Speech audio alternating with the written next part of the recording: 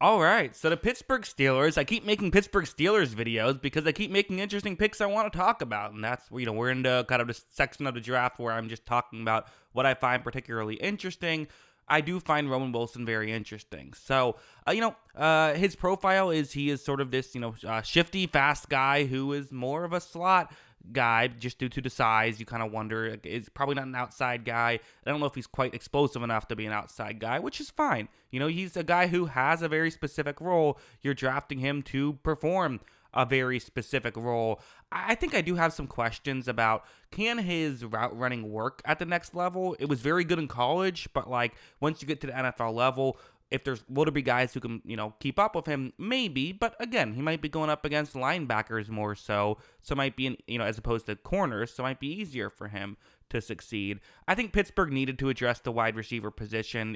I think that is there's players there. There are, and I still feel like Roman Wilson at his best is like a wide receiver 3. But again, now you can try to put some of those other guys who are question marks as outside receivers, and you can kind of shear up that slot receiver guy, which is, I think, very valuable and totally worth a mid-third round pick. And let's just be honest, the Steelers have a history of hitting on these guys, right? So I do wonder if Roman Wilson could be one of those guys that works.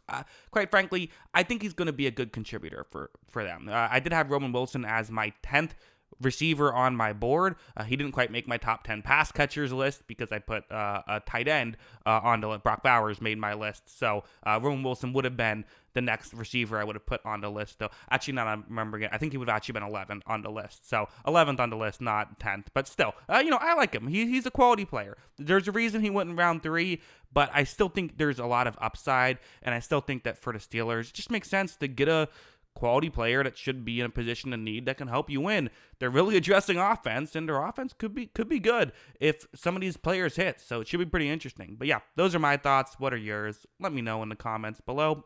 Always love hearing from you. And of course, as always, thanks for watching.